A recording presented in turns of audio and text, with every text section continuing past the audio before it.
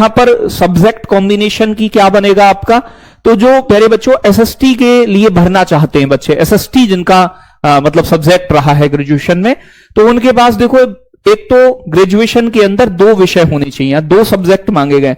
अब 2 सब्जेक्ट कौन से, इन 4 में से 2 होने चाहिए। अगर आप एसएसटी के लिए अप्लाई कर रहे हैं तो आपने हिस्ट्री ज्योग्राफी पढ़ा हो, हिस्ट्री पॉलिटी पढ़ा हो, हिस्ट्री इकोनॉमिक्स, मतलब कोई भी 2 विषय आपके रहे हों ग्रेजुएशन में और आपने बीएड किया है, तो आप इसके लिए भरने के लिए एलिजिबल होंगे असिस्टेंट टीचर एसएसटी का बनने के लिए। तो बीएड तो आपके पास होना चाहिए, बाकी सीटेट यूपीटेट का कोई लेना देना नहीं है। अगर आप हिंदी के टीचर बनना चाहते हैं तो एक यहां मतलब मुद्दा अटकाया हुआ है इन्होंने कि आपने ग्रेजुएशन हिंदी में आप पढ़े हो, मतलब ग्रेजुएशन में हिंदी रहा हो और 12वीं में संस्कृत विषय रहा हो या फिर उत्तर माध्यमा परीक्षा आपकी उत्तीर्ण हो, तो संस्कृत जरूर विषय के रूप में 12वीं में आपने पढ़ा हो और प्यारे बच्चों आप बीएड कर रखा हो, तो आप हिंदी के लिए एलिजिबल हैं।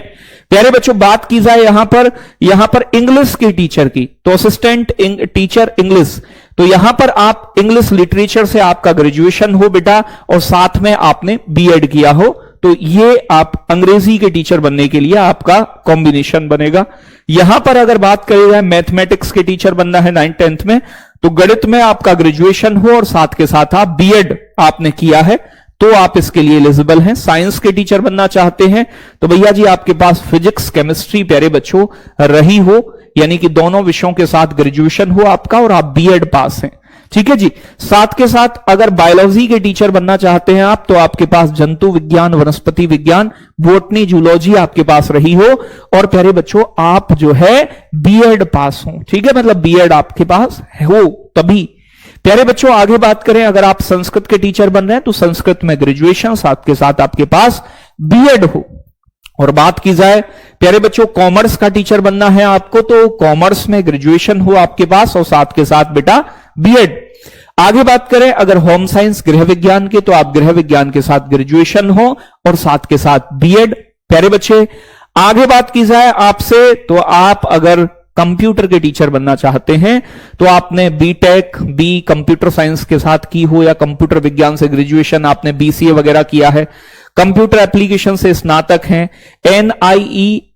एनआईटी से ए ग्रेड के कोर्स के साथ स्नातक हैं आप, तब आप एलिजिबल हैं।